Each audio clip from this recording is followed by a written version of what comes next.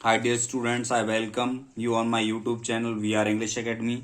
आज हम लोग ए टाइगर इन द जू जो कि लेस्ली नॉरिस ने लिखा हुआ है इसके बारे में पढ़ेंगे। तो देखिए, अबाउट द पोएम की बात करते हैं पहले। The poem written by Leslie Norris explain the agony and helplessness. कविता लेस्ली नॉरिस द्वारा लिखी गई। वह एक्सप्लेन करता है यानी कहता है कि द एगोनी, उस अगोनी में होता है क्रोध and helplessness of a caged tiger, और एक कैद चीते की व्यवस्था या असमर्थता को दर्शाता है। दैट लिव्स इन जू, जो कि सर्कस में रहता है यानी चिड़ियाघर में रहता है। The poet explains what his life could be. कवि व्याख्या करता है कि उसका जीवन क्या हो सकता था। If he had been a free animal, यदि वह एक मुक्त जानवर होता यानी वह स्वतंत्र होता। The poet has tried to explain, कवि ने ट्राइड में कोशिश की है टू एक्सप्लेन, व्याख्या करने की, about the condition of animals, जानवरों की स्थिति की यानी परिस्थितियों की, दैट आर केज्ड, जो कि कैद हैं, बाय द ह्यूमन बींग्स, मनुष्यों के द्वारा, फॉर देयर ओन फन, अपने खुद के मजे के लिए। देखिए, अब हम हिंदी करते हैं पोएम की, बड़े ध्यान से देखना आप लोग। He stalks in his vivid stripes, stalks होता है चलना यानी शाही शान में चलना। हिज विविड स्ट्राइप्स यानी विविड होती हैं चमकीली, स्ट्राइप्स में होती हैं धारियां। स्टेप्स में कदम, ऑफ हिज केज, अपनी गुफा में या अपने पिंजरे में। On pads of velvet, velvet होता है मखमल की तरह मुलायम। क्वाइट में शांत, इन हिज क्वाइट रेग, बिल्कुल शांत, गुस्से में, बिल्कुल गुस्से में है ना। तो देखिए, stocks in his vivid stripes यानी एक बाघ पिंजरे में है, उसके शरीर पर बनी धारियां बहुत चमकीली हैं। विविड स्ट्राइप में चमकीली धारियां। स्टॉक्स इन, उसके पैरों के तलवे गद्देदार और मुलायम हैं, इसलिए वह बिना कोई आवाज किए चल रहा है।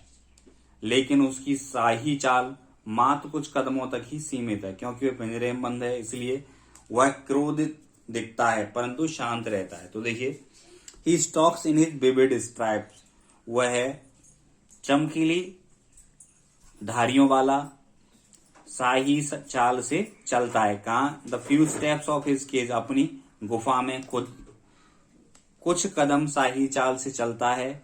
On bed weight of velvet quite, on pads यानी उसके जो पंजे हैं, तलवे हैं, गद्दीदार और मुलायम हैं। इन हिज क्वाइट रेग, वह बिल्कुल शांत गुस्से में है। He should be lurking in a shadow, यहां कभी पहुंच गया है कल्पना में। यदि वह जंगल में एक आजाद जानवर होता तो वह क्या करता है? लर्क होता है गश्त लगाना यानी घात लगाना। He should be lurking in Shadow, वह छाया में घात लगाए बैठा होता। स्लाइडिंग मीन्स होता है खिसकना। थ्रू द लॉन्ग ग्रास, वह लंबी घास से खिसकता हुआ। Near the water hole, water hole होता है पोखर या तालाब या नदी, तो वह किसी या जलाशय, तो लंबी घास से खिसकता हुआ वह जलाशय पर पहुंचता। वेयर प्लम्प डियर पास, जहां से प्लम होता है मोटे ताजे, डियर पास जहां से गुजरने वाले वह मोटे ताजे हिरणों पर हमला कर देता। He should be snarling, snarling होता है घुर्राना, अराउंड द हाउसेज, चारों ओर की घरों पर। एट द जंगल से, जंगल के किनारे, यानी कवि कहता है या कवि कल्पना करता है यदि वह जंगल में रहने वाले जंगल के छोर पर स्थित घरों के चारों ओर घुर्रा रहा होगा, यानी वह जंगल में जब टाइगर रहता होगा तो जंगल के किनारे जो चारों ओर मकान बने होंगे तो उन पर वह घुर्रा रहा होगा। कौन? Tiger. Baring his white fangs, baring his white fangs, baring होता है दिखाना, हिज वाइट फैंग्स अपने तीक्ष्ण सफेद दांतों को, हिज क्लाउज और अपने पंजों को दिखाते हुए, टेरराइजिंग में आतंकित करना द विलेजेस, विलेज यानी गांव वालों को, यानी वह अपने सफेद तथा अपने पंजों को दिखाते हुए गांव वालों को आतंकित कर रहा होगा। एक बार और देख ले, he should be snarling around the houses, वह जंगल के चारों ओर बने हुए घरों पर घुर्रा रहा होगा। The baring his white fangs, वह अपने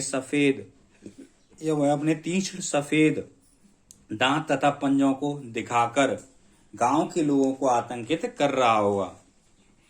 नेक्स्ट देखिए, but he is locked in a concrete cell, लेकिन वह कंक्रीट की दीव कोठरी में कैद है। कौन?